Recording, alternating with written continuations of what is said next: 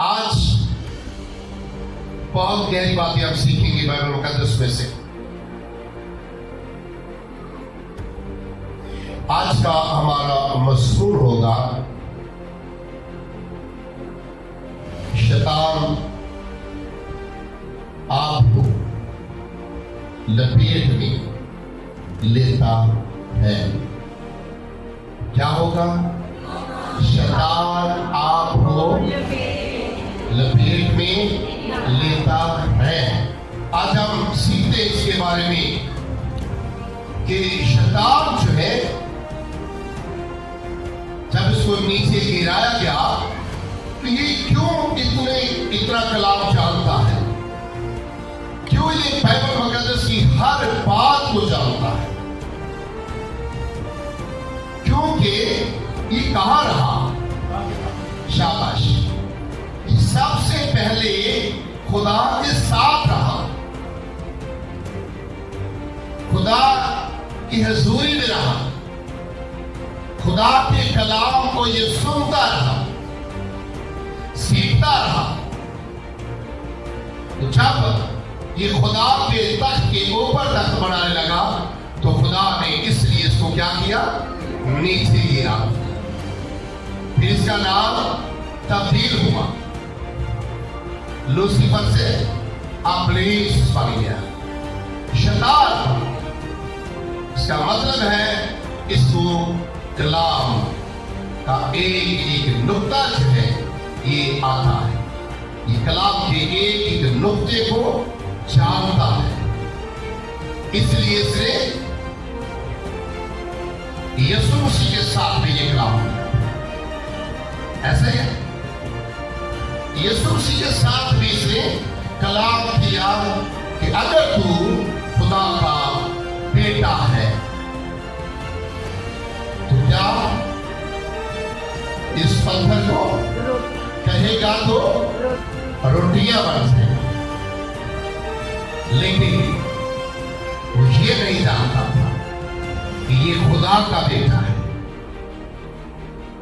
ये खुदा में से निकला है, दुनिया में आया है। वो ये नहीं जानता था कि ये तो मेरे पांव को कुचलेगा। यीशु ने आगे से जवाब दिया, इंसान सिर्फ रोटी ही से ना जीता रहेगा, बल्कि हर एक उस बात से जो खुदा के मुंह से निकलती है।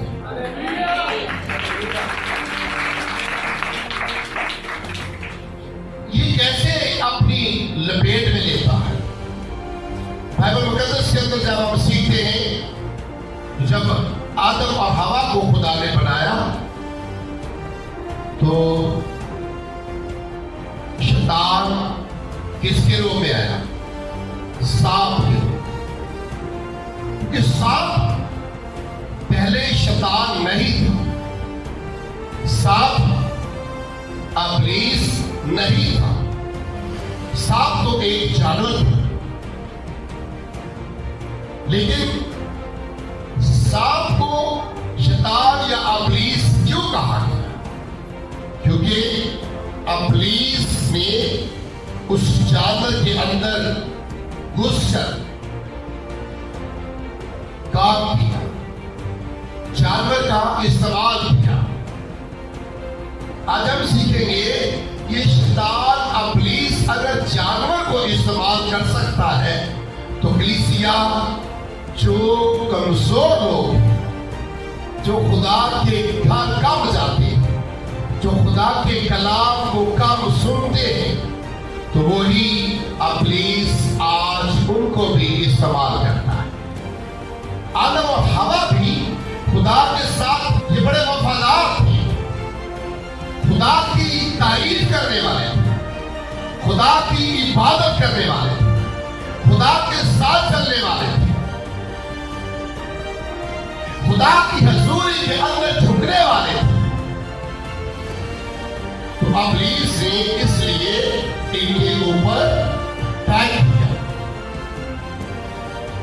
इसलिए इनके ऊपर अटैक किया। और क्योंकि ये झूठा झूठा है, सबसे झूठा शैतान है, क्योंकि ये जिस शख्स के अंदर आता है वो शख्स भी झूठ बोलना शुरू हो जाता है। और सबसे पहले इसने आकर क्या किया, आदम और हवा के साथ झूठ बोला। जिस फल से खुदा ने इनको मना किया था, और इसे झूठे ने आकर क्या कहा, आहिस्ता आहिस्ता उनको कमजोर करने लगा, गुमराह करने लगा। जब इसको पता चल चुका था कि ये गुमराह हो गए हैं, तो इसने क्या कहा, हवा को कहा कि ये फल तुम खाओ। तो हवा इतनी कमजोर तो नहीं थी पहले, उससे कहा तो होगा कि नहीं, हम ये फल नहीं खाएंगे, क्योंकि खुदा ने हमें मना किया है। शैतान ने किसका इस्तेमाल किया, सांप का। बड़ी तरतीब के साथ इसने हवा को गुमराह किया है, अपनी लपेट में लिया है। क्या लिया है, अपने लपेट में ले रहा है।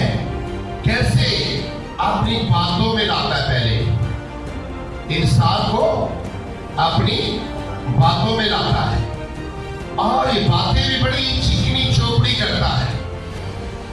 आपने देखा होगा, जिस इंसान के अंदर शैतान काम करता है ना, वो शख्स की बातें आपको महसूस हो जाएगी, आपको लगेगा कि ये शख्स के अंदर जो है शैतान काम कर रहा है। उसकी बातें बड़ी फर्क होती है, उसकी गुफ्तगू बड़ी फर्क होती है। तो शैतान की गुफ्तगू, शैतान की बातें बड़ी चिकनी चौपड़ी होती है। कलीसिया, सर मैं आपको आज ये सिखाना चाहता हूं, इस शैतान से आपने बचना होगा। ये किस तरह कलीसिया को अपनी लपेट में लेकर आता है। सबसे पहले इसने किसको अपनी लपेट में लेकर आया, हवा को। ठीक है, पहले शैतान किसके अंदर घुसा, सांप के अंदर घुसकर जो है इसने हवा के साथ बात की। ठीक है, हवा को तो ये पता नहीं था कि ये शैतान है, लेकिन चिकनी चोपड़ी बातें करके उसने हवा को क्या कर लिया, गुमराह किया, अपनी लपेट में लेकर आया, अपनी बातों के साथ, अपनी गुफ्तगू के साथ, कलाम के साथ। तो जब वो इसकी लपेट में आ गई, तो वही जो स्पिरिट जो हवा के अंदर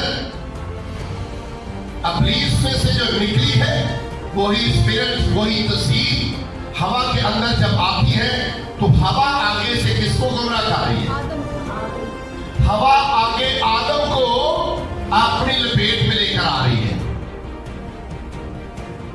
हवा आगे आदम को अपनी लपेट में लेकर आ रही है। आदम को हवा कहने लगी कि ये फल जब हम खाएंगे तो हमारी आंखें खुल जाएंगी, हम खुदा की माने हो जाएंगे। कहा होगा कि ऐ आदम, खुदा नहीं चाहता कि हम खुदा की माने हो जाए। उसने, हवा ने आदम को भी अपनी लपेट में ले आई, और दोनों शैतान की लपेट में आ गए। जब आ गए तो खुदा ने आकर, जैसे खुदा पहले आता था वैसे ही खुदा जब आया, आदम और हवा दोनों शैतान की लपेट में आ चुके थे। जब आ चुके थे तो खुदा ने फिर वैसे ही आवाज दी कि ऐ आदम, तू कहाँ है? आदम, पहले तो मैं समझता हूं कि खुदा के आने से पहले खुदा का इंतजार करता हूं, इस्तकबाल के लिए अपने आप को दोनों तैयार करते होंगे। अब खुदा के आने का वक्त आ चुका है। आदम हवा को कहता होगा और हवा आदम को कहती होगी कि अपने आप को तैयार करें कि खुदा के आने का वक्त जो है वो हो चुका है। अब खुदा आएगा तो हम दोनों मिलकर अपने खुदा का इस्तकबाल करेंगे। लेकिन आज जब ये दोनों शैतान की लपेट में आ गए तो लिखा है कि खुदा उसी घड़ी, उसी टाइम, उसी वक्त जब आता है तो खुदा आकर आवाज देता है। पहले खुदा आदम और हवा को आवाज नहीं देता था, बल्कि खुदा के आने से पहले आदम और हवा तैयार रहते थे अपने खुदा का इस्तकबाल करने के लिए, अपने खुदा का चेहरा देखने के लिए। लेकिन आज क्या हुआ? जब ये दोनों शैतान की लपेट में आ गए तो जब खुदा आया तो खुदा ने आवाज दी, कहा, ए आदम तू कहाँ है? तो लिखा है कि आदम ने क्या कहा कि खुदावन मैंने तेरी आवाज तो सुनी, मैं इसलिए तेरे सामने नहीं आया कि मैं नंगा था। कहा हम नंगे हो चुके, क्या हमने वो गुनाह कर लिया है जो जिससे खुदा ने मना किया था। अब हम आपके सामने नहीं आ सकते, हम खुदा को इससे शर्मिंदा है। खुदा को पता चलेगा खुदा ने तीनों के ऊपर क्या किया। आदम को भी कहा, ए आदम आज के बाद तो आपने पसीने की रोटी खाएगा। हवा को कहा, आज के बाद तो दर्द के साथ बच्चा जनेगी। और सांप को क्या कहा कि आज के बाद तू अपने पेट के बल चलेगा और तू खाक ही चाटता रहेगा। और तीनों को ही खुदा ने बागे अदन से बाहर निकाला और तीनों को अपनी लपेट में कौन लेकर आया? शाबाश। आदम और हवा को, इस जानवर को कौन अपनी लपेट में लेकर आया? आज का मजमून क्या है? शैतान आपको अपनी लपेट में लेता है। और ये तीनों अच्छे थे और तीनों को शैतान अपनी लपेट में लेकर आया और तीनों को ही उस बागी अदर से निकलना पड़ा। अब देखते हैं कि आज भी बड़े ऐसे लोग हैं जो सांप की पूजा करते हैं, है या नहीं? बड़े लोग सांप को अपना खुदा मानते हैं,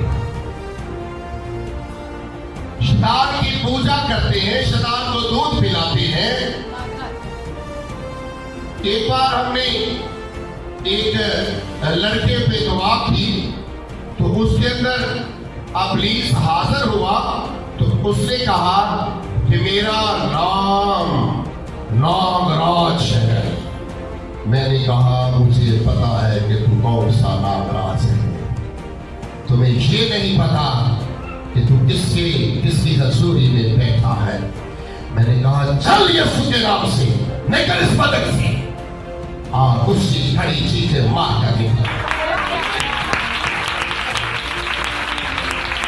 नागराज हो जाए कोई भी हो, मेरा यीशु हर एक चीज पर गालिब है। मेरे आशीषों, आज भी लोग सांपों की पूजा करते हैं और सांपों को अपने गले में लेकर पीते रहते हैं, सांपों की इबादत करते हैं। लेकिन वो कौन लोग जिनको इब्लीस ने गुमराह किया हुआ है, इब्लीस ने जिसको अपनी लपेट में लिया हुआ है, और वही सांप आज भी ऐसे लोगों को अपनी लपेट में ले लेते हैं। सांप के अंदर किसकी तस्वीर है? किसकी स्पिरिट है? शाबाश। तो सांप आज क्या है? एक बहुत बड़ा शैतान है और हर शख्स सांप से डरता है या नहीं डरता? हर शख्स डरता है, लेकिन खुदा ने इसी सांप को क्या कहा कि मेरे लोग तुम्हें अपने पांव के नीचे कुचले, मेरे लोग तुम्हें हाथों में उठाएंगे तो कोई उनको नुकसान नहीं पहुंचा सकता। सिर्फ ये कुव्वत है तो आपके यीशु के पास है, ये ताकत है तो आपके यीशु के पास है। दुनिया के किसी खुदा के पास ये ताकत नहीं। दुनिया के खुदा महज बुत है, दुनिया के खुदा जानवर है, दुनिया के खुदा दरख्त भी हो सकती है, दुनिया के खुदा चूहे भी हो सकती है, दुनिया के अंदर ऐसे लोग हैं जिनके खुदा सांप है, लेकिन आपका खुदा जिंदा खुदा।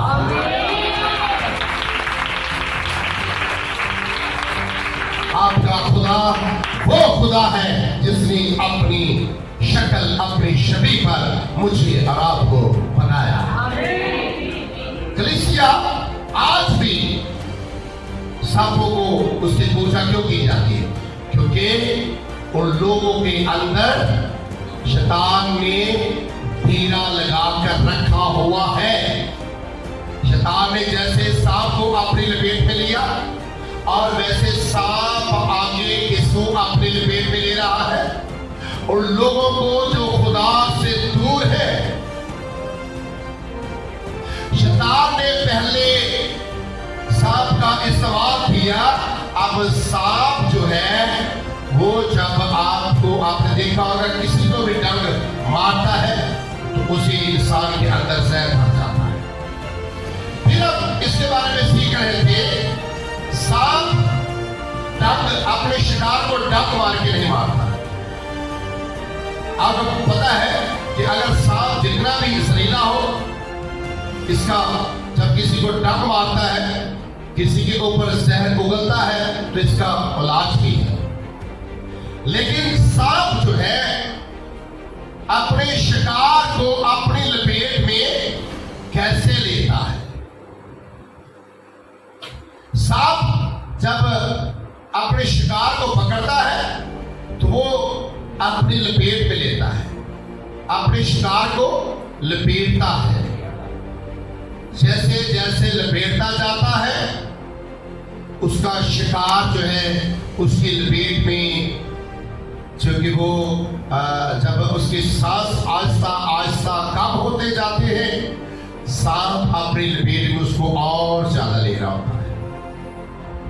और सांप को फिर कैसे पता चलता है कि मेरा जो शिकार है अब ये मर चुका है? सांप जो अपनी लपेट में ले रहा होता अपने शिकार को, उतनी देर तक लपेट में इतनी मजबूती के साथ लेता है जब तक उसके शिकार का सांस खत्म नहीं हो जाता। कैसे उसको पता चलता है कि मेरे शिकार का सांस खत्म हो गया है या मर गया है?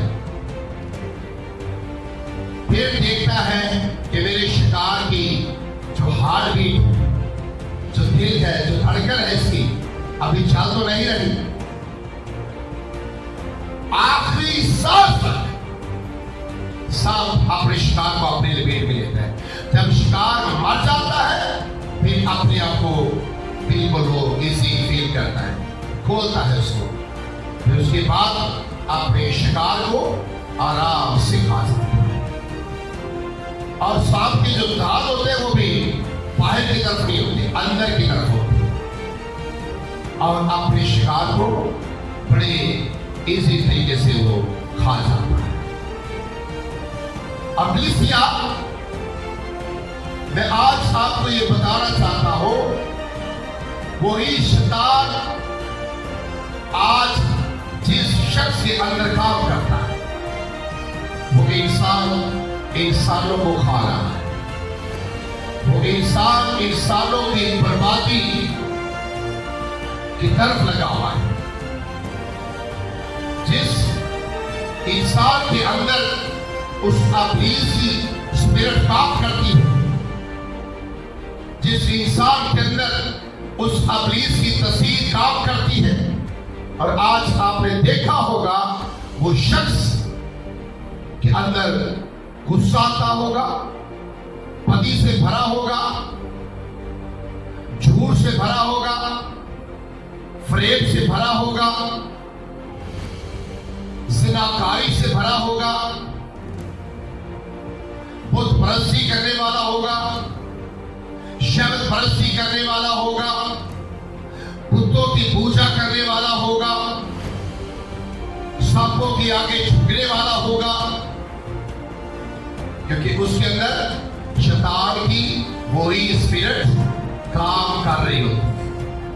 फिर जिसको अपनी लपेट में लेता है ना, आहिस्ता आहिस्ता उसको खुदा के घर से दूर करता है। इस बात को याद रख लीजिए। पहले अपनी लपेट में लेता है, अपनी बातों में चिकनी चोपड़ी बातें करेगा, यार ये चर्च को छोड़ दे, उस चर्च चले जाए, इस पादरी को छोड़ दे, उस पादरी को पकड़ ले, ये भी अच्छा नहीं, ये भी चर्च छोटा है, ये भी चर्च अच्छा नहीं है, ये भी, क्योंकि वो आपको कलीसिया कहीं टिक कर बैठने नहीं देगा।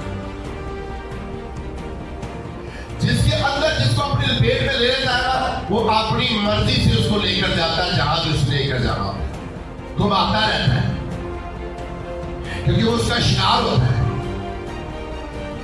आपको पता है शिकारी अपने शिकार को अपनी मर्जी से खाता है। शिकारी जो होता है ना, अपने शिकार को अपनी मर्जी के मुताबिक अपने तरीके से उसको खाता है, या उसने भून कर खाना है, या कच्चा खाना है, या जैसे भी खाना है। शिकार अपनी मर्जी से फिर उसको बनाता है, ठीक है। तो ये शैतान की लपेट में जब कोई इंसान आ जाता है, फिर उसको वो अपनी मर्जी के मुताबिक चलाता है, जहां उसका दिल चाहता है वहां उसको लेकर जाता है, क्योंकि कलाम उसको आता है। आपको पता होगा कि बड़े ऐसे लोग हैं जिनको बड़ा कलाम आता है, खुदा के खादमों से भी ज्यादा कलाम आता है। खुदा के खादम कलाम करते होंगे तो कुछ लोग बैठे होते हैं पीछे या चर्च के अंदर, उनके अंदर ऐसी बातें डाल रहा होता है, ये बात ठीक नहीं है, ये बात तो आपको लगाकर पादरी कह रहा है, ये देखे ना, ये तो ठीक नहीं है। मेरी बात की समझ आ रही? ऐसा इंसान किसकी लपेट में होता है? शाबाशी, शैतान की लपेट में ऐसा इंसान होता है जो दिन ब दिन आहिस्ता आहिस्ता आहिस्ता खुदा के घर से दूर होता जा रहा है, खुदा के कलाम से दूर होता जा रहा है। अच्छे दोस्तों से किनारा करना शुरू कर देते हैं लोग, क्योंकि ये कौन लोग हैं जिनको शैतान अपनी लपेट में लेता है। तो कलीसिया क्या कर रहा है? शैतान के ऐसे हीलों से बच रहा है या नहीं? आइए एक हवाला देखते हैं, पैदाइश की किताब 3 बाब की 14 आयत, फिर उसके बाद ईमान 16 बाब की 16 से 18 आयत हम देखते हैं। सीख लिया है कैसे लेता अपने पेट में, चिकनी चुपड़ी बातें करके है। जहां आपको सुकून मिलेगा वहां आपको नहीं रहने देगा, ये बात को याद रख लीजिए। जहां आपको बरकत मिलेगी वहां नहीं बैठने देगा। जिस शख्स के साथ आपको सुकून मिलेगा आपको कभी नहीं रहने देगा, कहेगा नहीं इसको बदले, ये ठीक नहीं है, क्योंकि वो अपनी बनवाता है, वो झूठा है और झूठों का बाप है।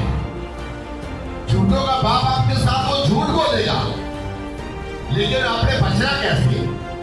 आज देखते हैं बाइबल का दर्शन, ठीक है। बात यह है कि सबसे ज्यादा मैंने क्या बताया कि किन लोगों के पीछे पड़ा होता है? जो खुदा के गहरे काम करने वाले लोग होते हैं। सबसे ज्यादा खुदा के खादों के पीछे पड़ा होता है। सबसे ज्यादा उन लोगों के पीछे पड़ा होता है जो लोग दिल से खुशी से खुदा का काम करना चाहते हैं। शैतान की स्पिरिट दूसरे शख्स के अंदर जब घुस जाती है, वो फिर काम करती है, वो दूसरे लोगों को भी खुदा के घर से दूर करना चाहता है। तो आपने इसके हीलों से बचना होगा। आइए आज को देखो, खुदाइश 3:14। और खुदावंद खुदा ने सांप से कहा, और खुदावंद खुदा ने सांप से कहा, इसलिए कि तूने ये किया, इसलिए कि तूने ये किया, तू सब छुपायो और दस्ती जानवरों में, और तू सब छुपायो और दस्ती जानवरों में मलाउन ठहरा, मलाउन ठहरा। तू अपने पेट के बल चलेगा, तू अपने पेट के बल चलेगा, और अपनी उम्र भर उम्र भर तू खाक चाटेगा। चाटेगा। आमीन। खुदा ने इसके ऊपर लानत डाल, तू उम्र भर खाक चाटेगा। और आज सांप खाक ही चाटता है। सांप आज क्या खाता है? सांप खाक चाटता रहता है, या फिर उसके शिकार जंगलों में जानवर है। ठीक है, पहले तो इस सांप की खुराक कुछ और ही होगी, खुराक भी बदल गई।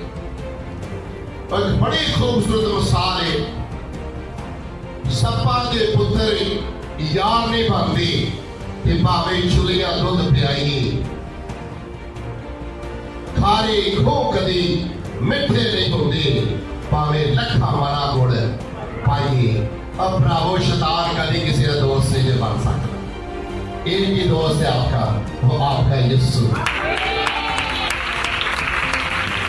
शैतान आपका दोस्त नहीं बन सकता। होता ना, कभी कभी आप बड़ी कोशिश करते हैं कि इस शख्स को आप सीधा पदरा कर ले, इस बहन की जिंदगी को बचाते हैं, ये खुदा का काम कर लेगी। इस भाई की जिंदगी को बचाते हैं, ये खुदा का काम करेगा। लेकिन वो सांप के सांप ही रहे, वो खुदा के बेटे और बेटे नहीं बने। सप्पा ने पुत्र कभी या नहीं दे पाते। जिस शख्स के अंदर ये शैतान की स्पिरिट काम करती है, वो कभी किसी का दोस्त नहीं होगा। कभी कान खोल कर सुन लीजिए, वो कभी किसी का दोस्त नहीं होगा। दोस्त होता है वो इंसान को खुदा का रास्ता दिखाता, वो अच्छे रास्ते पे लेकर चलता है। दोस्त अपने दोस्त की जान बचाने की कोशिश करता है, अपने दोस्त को अच्छा रास्ता दिखाता है। वो दोस्त नहीं होता जो आपको अच्छी जगह से निकाल कर किसी मुसीबत में डाल दे, वो दोस्त नहीं होता। मेरी बात की समझ आ गई? तो ये स्पिरिट कैसे निकलेगी? आइए बाइबल में सीखते हैं।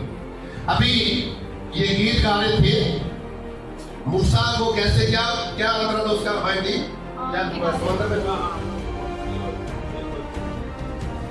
आपने देखा होगा कि मुकद्दस मूसा जब बड़ी इस्राएल कौम को मिस्र की गुलामी से निकाल कर लाया था, तो लिखा है कि पीछे फराउन की फौजें थी और आगे समंदर था, और वो लोग एक शैतान की बहुत बड़ी लपेट में आ चुके थे। ऐसा ही है। और वो डर रहे थे कि पीछे कौन है? फराउन, और आगे क्या है? समंदर है, पानी है। तो अब हम शैतान की लपेट में हैं, अब हम नहीं बचेंगे, अब हम नहीं बचेंगे। लेकिन कैसे खुदा ने बचा लिया? क्योंकि शैतान इब्लीस किन लोगों के पीछे पड़ा रहता है? खुदा के लोगों के पीछे। खुदा अपने लोगों को तो निकाल लेता है, लेकिन जो अपने इब्लीस पाप की बात को मानते होंगे वो ऐसे ही इब्लीस की लपेट में रहेंगे और हमेशा हमेशा के लिए परेशानियों के अंदर दबे रहेंगे, गमों के अंदर, मुसीबतों के अंदर रहेंगे।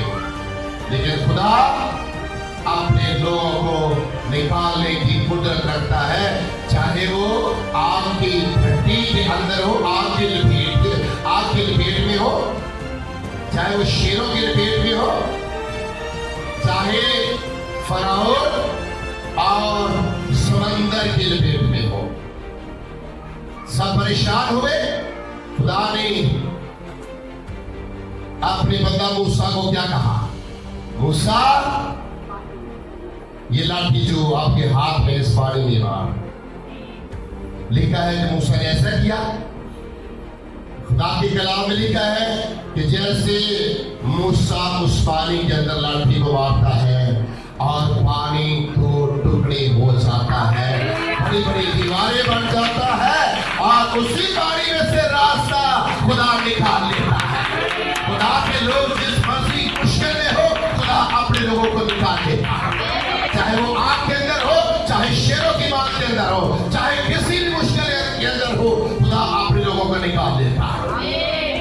मेरे आजीजों, आइए इस हवाले को देखते हैं कि कैसे स्पिरिट काम करती है। मार्क 16 से 18 आयत देखते हैं कि खुदा अपने लोगों को कैसे बरकत देता, कैसे ताकत, कैसे कुव्वत देता।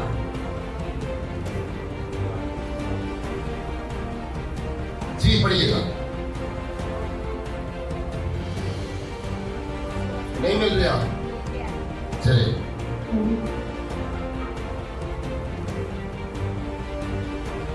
जब हम दुआ करने की जगह जा रहे थे, जब वो दुआ करने की जगह जा रहे थे, तो ऐसा हुआ कि हमें एक लौंडी मिली, जिसमें गैबदान रूह थी, वो गैब कोई से अपने मालिकों के लिए बहुत कुछ कमाती थी। वो पालूस के और हमारे पीछे आकर चिल्लाने लगी कि ये आदमी खुदा ताला के बंदे हैं, जो तुम्हें नजात की राह बताते हैं। वो बहुत दिनों तक ऐसा ही करती रही। आखिर पालूस सख्त रंजीदा हुआ और फिर कर उस रूह से कहा, मैं तुम्हें यीशु के नाम से हुक्म देता हूँ कि इसमें से निकल जा। और वो उसी घड़ी निकल गई।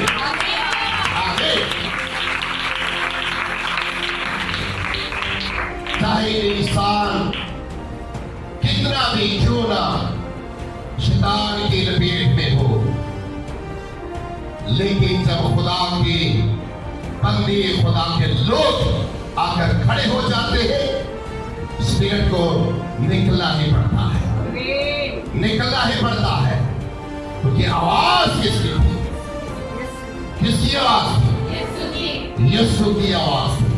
यीशु की आवाज को सुनकर इब्लीस थरथराता है, डरता है, कांपता है और उसको निकलना ही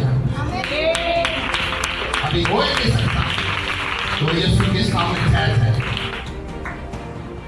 खुदा के लोग, खुदा के बंदे, मेरे अजीजों, शैतान आपको अपनी लपेट में लेता है। अगर कोई शैतान की लपेट में आ चुका है तो किसके पास आने की जरूरत? शाबाश है। किसके पास?